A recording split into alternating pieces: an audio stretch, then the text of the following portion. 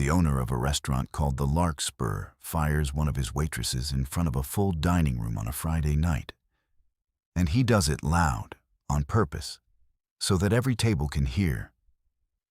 Not in the back, not quietly. In the middle of the floor, under the lights, where the shame would do the most work. Because she had broken his most important rule. She had been kind to someone who couldn't pay. The waitress did not cry. She stood very still and let it happen with a dignity the moment did not deserve. And at a small corner table near the window, a man who had been quietly eating alone set down his fork. He did not say anything. Not yet. He just stood up. What happened in the next 90 minutes did not look like anything you'd expect from a story like this. There was no shouting. Nobody bought anybody out. By the end of the night, the same man owned the same restaurant, and the same waitress poured the same coffee. But everything underneath it had changed, all the way down to the foundation, and it had changed because one man stood up from a corner table and asked one question that the boss could not answer. This is the story of Gerald Mercer, who spent 30 years trying to make sure he would never become his father, and became something worse instead. It's the story of Rosa Delgado, who had given away more kindness than anyone in that building ever knew. And it's the story of the quietest correction a proud man ever received. From someone who refused to humiliate him, even when he had every right to. Stay with me. The part that matters comes late, and it isn't the part you think. There is a restaurant in Midtown Sacramento called the Larkspur, on the corner of 20th and Capitol, in a brick building that used to be a hardware store. For about 15 years, it was the kind of place the neighborhood was proud of. White tablecloths, but not stuffy. A chalkboard with the day's fish. Regulars who'd been coming so long, the staff knew how they took their coffee, and which booth they'd grieve if someone else was sitting in it. On a Friday night in October, it was full. Every table. The warm gold light, the clink of glasses, the smell of garlic and butter and something braising in the back. From the street, it looked like the happiest place on the block. A place that was doing just fine. It was not doing just fine. But you would have had to know where to look. At a small two-top in the far corner, near the window, a man sat alone. Gray Henley, sleeves pushed up, a canvas jacket folded over the empty chair across from him. He'd ordered the braised short rib and a glass of the house red. And he'd been there almost an hour, in no hurry, the way a man eats when he has nowhere he'd rather be and no one waiting up. He tipped his chair back slightly when he watched the room. He had the kind of stillness that most people in a busy restaurant never even register. His name was Cole Hartley. The hostess had seated him without a flicker of recognition, which was exactly how he liked it. And the only person in the building who'd done a quiet double take was a 19-year-old busser named Mateo, who decided he was probably wrong and said nothing. The man in the corner had been watching the room all evening, not in a strange way. In the way a person watches a room they used to be part of, a long time ago, from the other side of it. And what he had been watching, more than anything, was the waitress working the back 6 tables. The one who never stopped moving and never stopped smiling and seemed, somehow, to be the thing holding the whole floor together. He'd watched her, 20 minutes earlier, do something small, and he was the only one who'd seen it. Gerald Mercer, Gary, to the 2 people left who still called him that, was 54 years old and had owned the Larkspur for 11 of its 15 years. He stood at the host stand most nights in a pressed shirt with the cuffs turned back, surveying his floor like a captain who suspects the sea. From the outside, he looked like a man in command of a small, successful kingdom. He was, in fact, 11 weeks from losing it. The Larkspur was 4 months behind on its lease. The walk-in had a compressor that screamed and a repair estimate Gary couldn't pay. 2 vendors had moved him to cash on delivery. He had not taken a salary since June, and the only thing standing between the restaurant and a padlock on the door was the slow, terrible arithmetic Gary ran in his head every single night. Table by table, dollar by dollar, plate by plate. Nobody on the floor knew. He had made sure of that. Because Gary Mercer had learned, a long time ago, exactly what happens when the people around you smell that the ship is sinking. His father had run a restaurant, too. Mercer's on the east side in the 70s and 80s. Red booths, a jukebox, a man behind the counter who knew everyone's name and everyone's troubles. Gary grew up in that dining room, and he grew up watching his father give it all away. A free meal for a man who'd lost his job. A tab carried for a family for 3 months, then 6, then forgotten. A register that never quite added up because his father could not look a hungry person in the eye and ask them for money. The neighborhood loved Mercer's. The neighborhood wept when it closed. And then the neighborhood went home, and Gary's father sat alone in the dark of an empty restaurant he no longer owned. And 3 years later, he died in a rented room, broke and ashamed, while the people he'd fed forgot his name. Gary was 19 when he watched that happen, the same age as the busser clearing tables on his floor right now. And standing at his father's grave, he made himself a promise that he kept for 35 years. Kindness is what kills you. Kindness is the thing you cannot afford. So he built the Larkspur to be everything Mercer's was not. Tight, disciplined, no comps without his initials, no friends and family without his say. He clamped down on every loose dollar like it was the one that would sink him, because in his head it always was. And the tighter the money got, the harder he clamped. Until the man standing at the host stand on that Friday night was no longer protecting anyone. He was just frightened. And frightened men in charge of other people are the most dangerous men there are. So when Gary Mercer, doing his nightly arithmetic, saw a $41 table walk out, having paid nothing, and saw his best waitress quietly slide 2 20s of her own tips into the register to cover it, he did not see what actually happened. He did not see a young mother whose card had declined 3 times with a toddler melting down in the booth. He did not see Rosa kneel down to that little boy's level and tell him the milkshake was on the house tonight, sweetheart, because it's somebody's birthday somewhere. He saw his father. He saw the register that never added up. He saw the padlock. He felt the old terror come up his spine like cold water. And he decided, right there, to make an example. Rosa. He said it across the floor, not loud yet, but the kind of quiet that carries. Rosa Delgado was 56 years old and had worked the Larkspur for 14 of its 15 years. She knew every regular and every regular's grandchildren. Her husband Ernesto had had a stroke the spring before, and she was the only paycheck in the house now. And not one person on that floor had ever heard her complain about it, because that was not who Rosa was. She crossed to the host stand with a coffee pot still in her hand. "Did you comp the foretop? The young woman, the little boy?" Rosa didn't lie. She never had. Her card wouldn't go through, Gary. She had the baby. I covered it. Out of my own, in my register. I put my own money in the... You touched the register. He said it louder now. 2 tables over, a couple stopped talking. How many times do I have to say it? You do not comp. You do not decide. That is not your call to make. It has never been your call. Gary. Her voice stayed even. Can we do this in the back?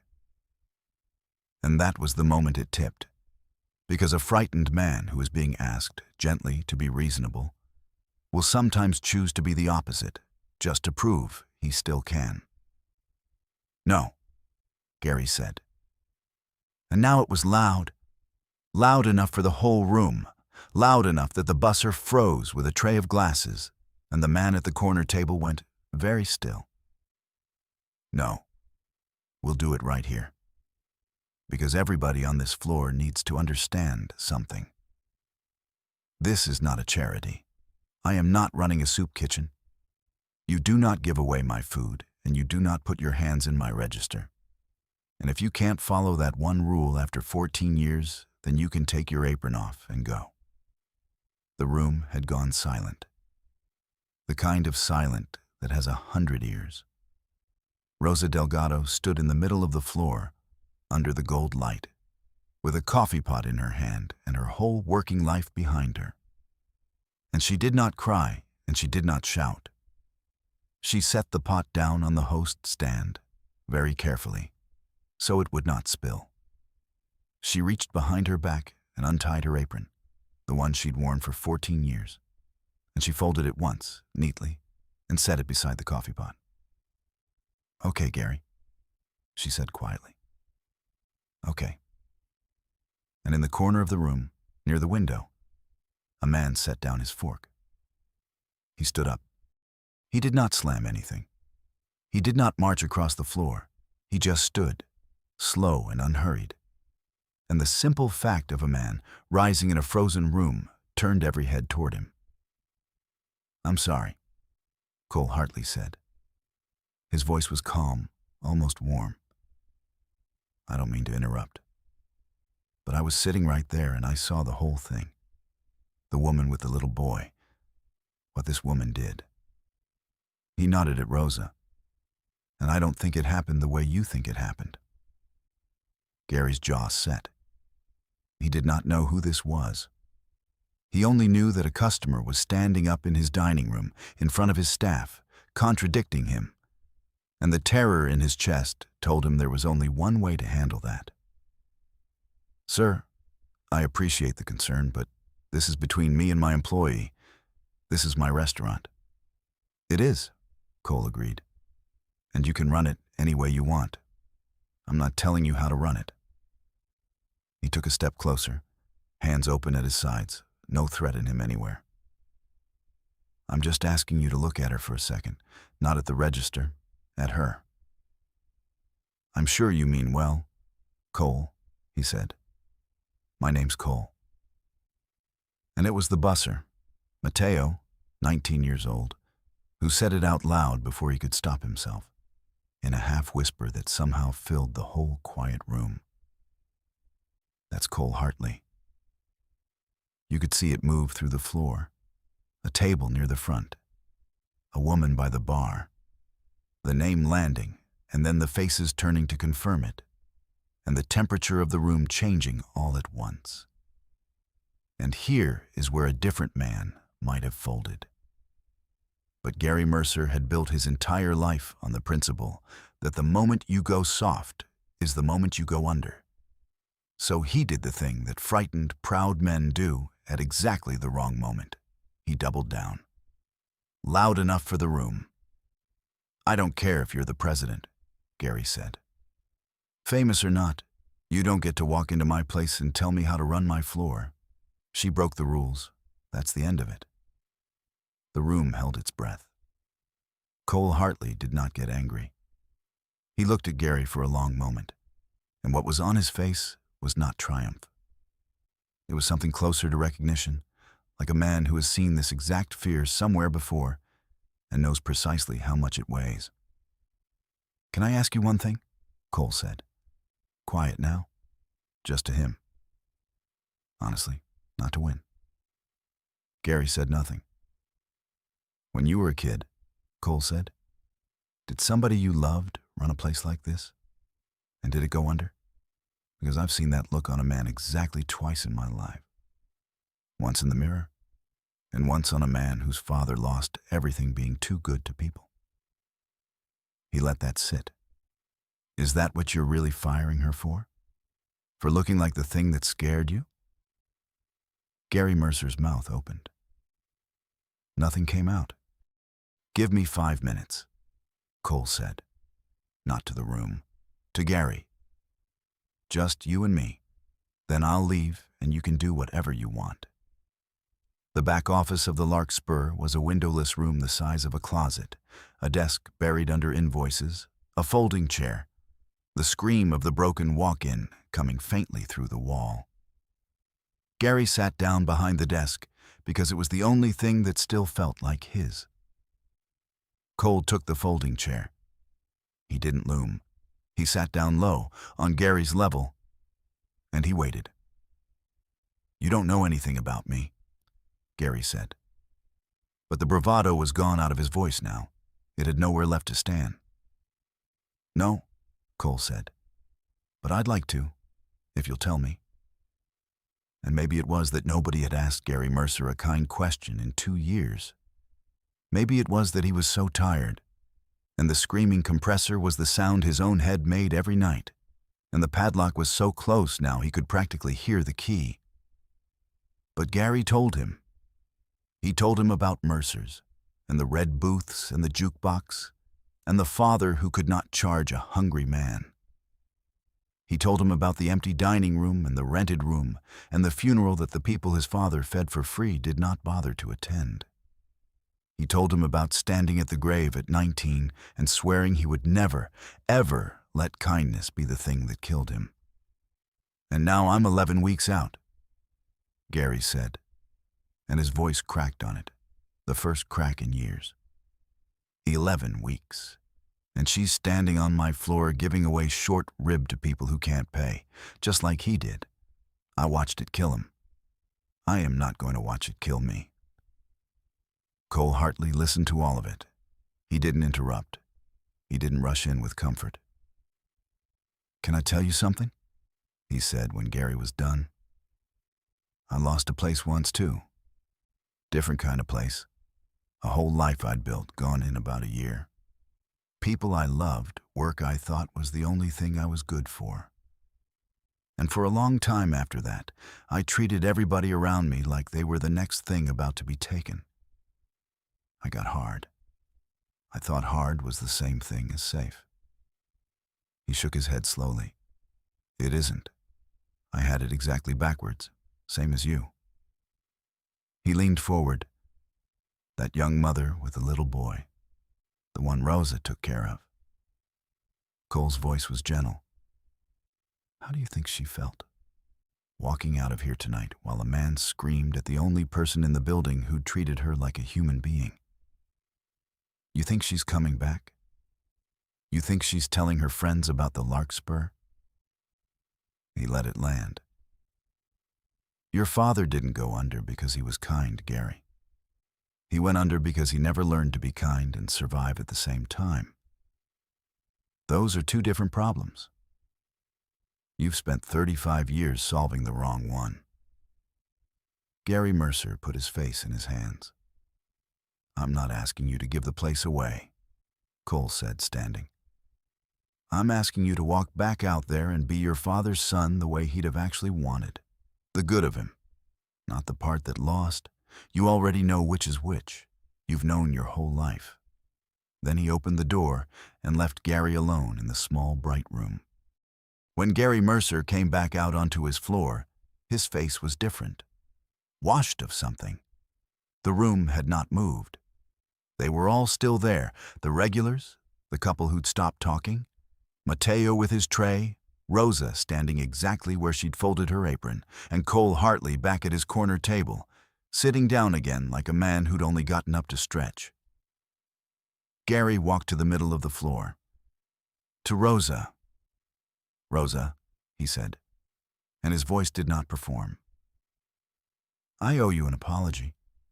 Not because of who's sitting in the corner, because of what I did to you in front of these people after 14 years. That was wrong. It was cruel, and it wasn't even about you. He swallowed hard. Put your apron back on, please, if you'll still have us. For a moment, Rosa Delgado just looked at him.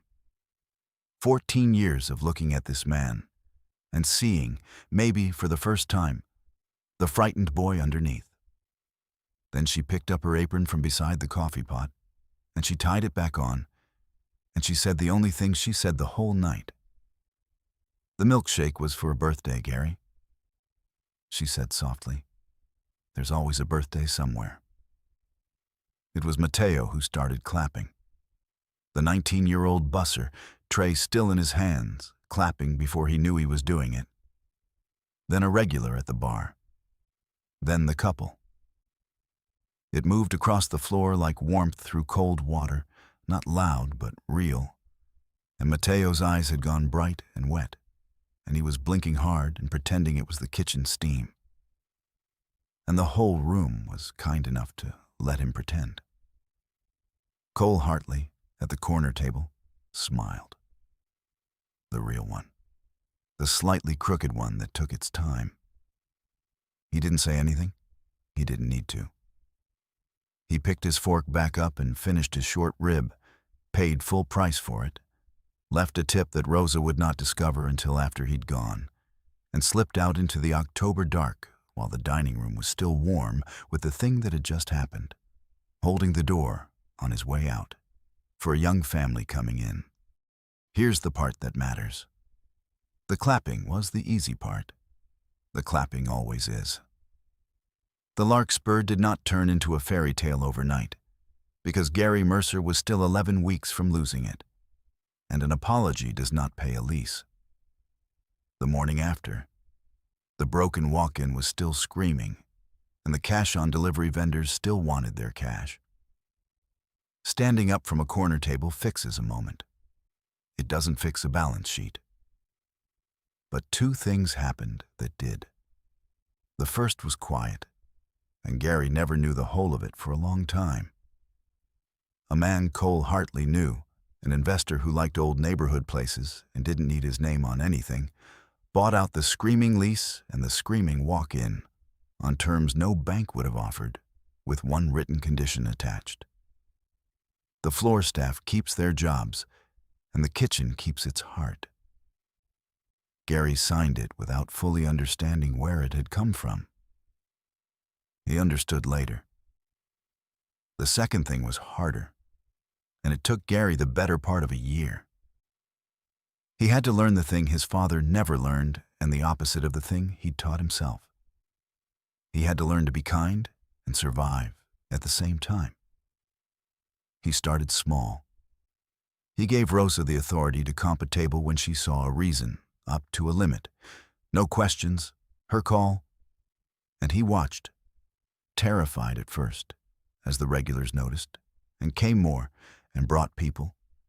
And the comped $40 came back as $400 in a way his father had felt in his bones, and never been able to prove on paper. Gary could prove it now. He kept a little ledger of it. He called it, privately, the math my dad was right about. Rosa Delgado did not stay a server.